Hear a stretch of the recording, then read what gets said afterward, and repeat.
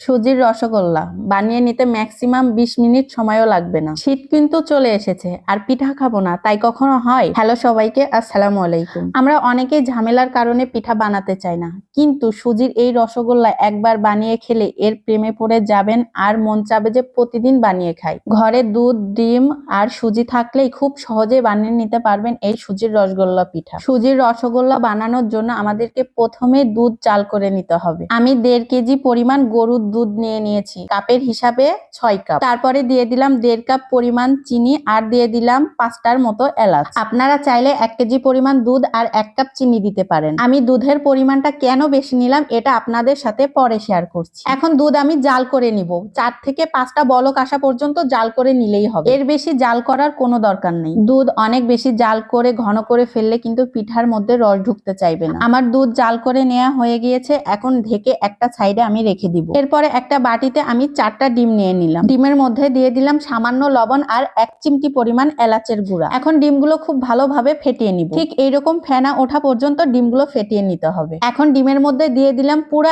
1 cup পরিমাণ সুজি। এখন ডিমের সাথে সুজি খুব ভালোভাবে মিশিয়ে নিতে হবে। আমার পিঠার ব্যাটার একদম তৈরি, এখন চলে যাব ভাজার জন্য। পিঠাগুলো ভেজে নেওয়ার জন্য প্রথমেই কড়াইতে তেল ঢেলে দিলাম। তেল কিন্তু অবশ্যই লো আঁচে গরম করে নিতে হবে, হাই আঁচে গরম করা যাবে না, তাহলে কিন্তু পিঠাগুলো ভাজতে গেলে একদম ছড়িয়ে যাবে। এখন একটা চামচ দিয়ে আমি পিঠার ব্যাটার দিয়ে দিচ্ছি। আমি চামচ ব্যবহার করেছি কারণ পিঠার সাইজ গুলো যেন সব একই রকম হয়। পিঠার ব্যাটার তেলে দেওয়ার পরে যখন এরকম উপরে ভেসে উঠবে, ঠিক তখনই পিঠাগুলো উল্টিয়ে দিতে হবে এবং উল্টিয়ে পাল্টিয়ে ঘড়ি ধরে ঠিক 1 মিনিট ভেজে নিতে হবে। 1 মিনিটের বেশি কোনোভাবেই ভাজা যাবে না। বেশি ভেজে ফেললে পিঠাগুলো শক্ত হয়ে যাবে আর ভিতরে রস ঢুকতে চাইবে না। পিঠাগুলো দেখতে এখন যেরকমই হোক, রসে দেওয়ার পরে কিন্তু সব একই রকম সাইজের হয়ে যাবে আর দেখতে ঠিক রসগোল্লার মতোই দেখাবে। আমি পিঠাগুলো ঠিক 1 মিনিট ভেজে নিয়েছি, এখন তুলে নিয়ে সরাসরি গরম দুধের শিরার মধ্যে দিয়ে দিব। দুধের শিরা যদি ঠান্ডা হয়ে যায়, পিঠা দেওয়ার আগে আবার অবশ্যই কিন্তু দুধের শিরা গরম করে নিতে হবে। পিঠা দিয়ে আবার ঢাকনা দিয়ে ঢেকে রেখে দিতে হবে। আমি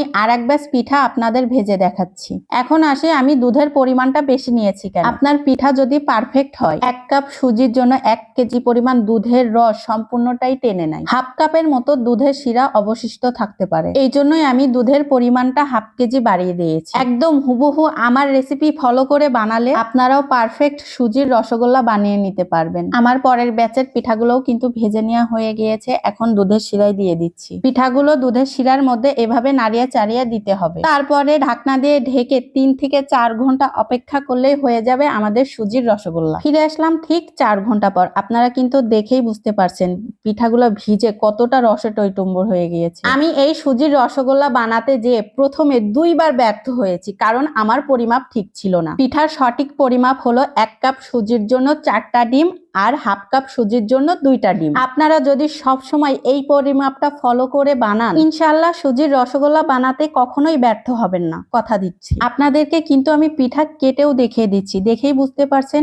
পিঠা কত রসের টইটুম্বর আর স্পঞ্জি হয়েছে। আপনারা কিন্তু অবশ্যই একবার হলেও বানিয়ে খেয়ে দেখবেন আর আমাকে কিন্তু কমেন্টে অবশ্যই রিভিউ দিতে ভুলবেন না। আজকে তাহলে খেতে খেতে বিদায় নিলাম। সবাই ভালো থাকবেন, সুস্থ থাকবেন আর আমার জন্য দোয়া করবেন। আল্লাহ হাফেজ।